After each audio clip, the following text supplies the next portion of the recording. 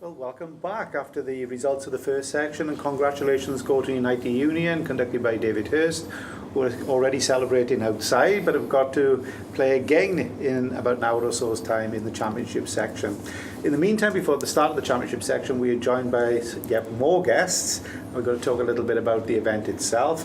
Carol Hurst, who is the Arts Development Officer of Bolsover Council, with Councillor Duncan McGregor, who is here thanking for your support for this event. The new Chief Executive of Bolsover District Council, Dan Swains. So welcome to your new job. Every day, if it was like this, you'd be a happy man, wouldn't you? So that's about there. We've got John Roberts, of course, who was the adjudicator in the first section, and of course Stan, who's been shunted on right to the far end, but he's going to be coming back to us with some more stuff in later.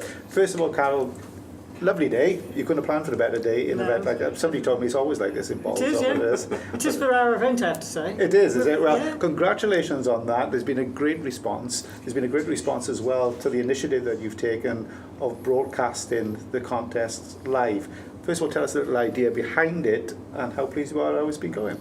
Well, the idea, we always need to move on and try and expand, so we thought the best way to do that this year was to try and go live onto the internet and see if we could reach audiences around the world. Well, we've certainly done that with plenty of countries and plenty of people logging in, texting and sending tweets, so it must be great for that. And Councillor, how important is it for you to invest in brass band? It's an area renowned for brass band in this part of it as well, but you seem to have been one of the councils that have been able to make sure that money keeps going into the banding communities. And we think it's very important.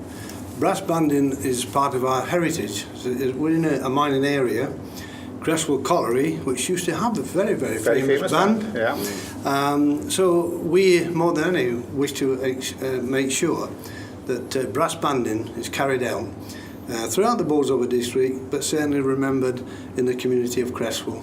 So we were delighted to sponsor, and hopefully we will continue to do so. Mm-hmm. And to the unfair question to the new chief executive, how long have you been in the post?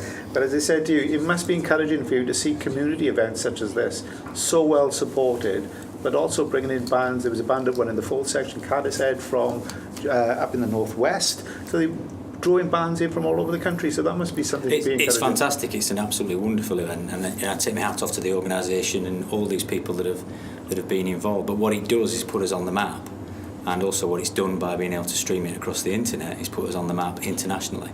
So that's a credit both to Bolsover and all the bands that are involved, but also the staff behind it, because it's absolutely a wonderful event, and now it's internationally renowned.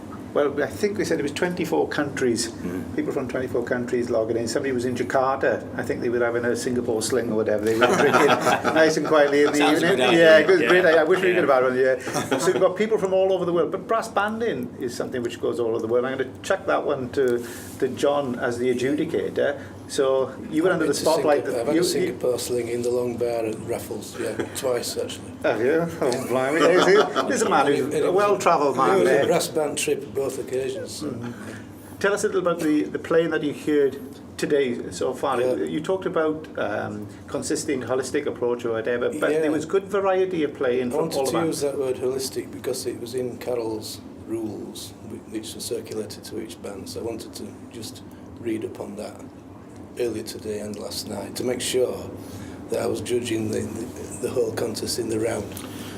Because you're in the open, which is quite right. Obviously, it's entertainment contest. It has to be entertaining. It has to be well presented, but it has to be well played from beginning to end, and it has to link together. And the programme has to be balanced. Some bands started very well actually, but they've ended up quite well down because they couldn't maintain that standard throughout the performance. But I thought the first two bands were quite a long way in front, and the winners were quite a bit in front of the second. But let's see how it pans out. I think generally the playing was good. There was some music was chosen. I thought that was too difficult for the bands. Yeah, I was going to ask, going on from Kenny from there as well. It's great to see a local authority. Is that the best? You describe yourselves here, local authority investing in bands. It's a model. Do you think that can be exported from Bolsover to other areas? I think there's no doubt actually. This exists in pockets, small pockets throughout the United Kingdom. I know in my part of the world, up north of the border, there are places that, West Lothian Council where I live, has always traditionally supported bands. The same kind of culture, a mining community, a former mining community. So I mean, it's almost a decision to be made for the council. If there's people within it that want to do it, I mean, unfortunately, there just doesn't seem to be enough of them.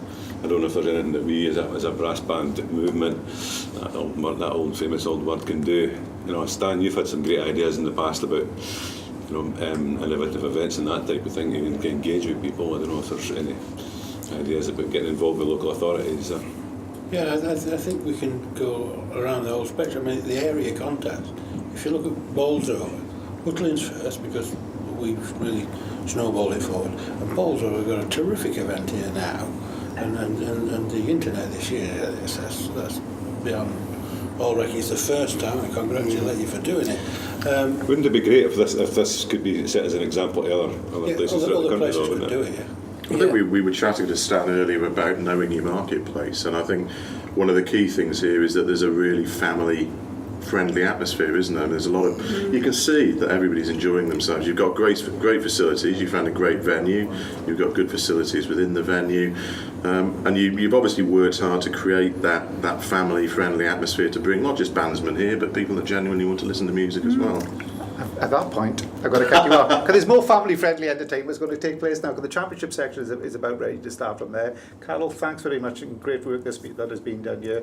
Councillor, Chief Executive, there we are. Great news to start off your new tenure as well. John, thanks for joining us, and as always, I'm quite sure you'll be back to us later in the day as well. From now on, we go straight back to the hall, where the first band, Bridwith Welfare under Martin Hartfield, is ready to take to the stage.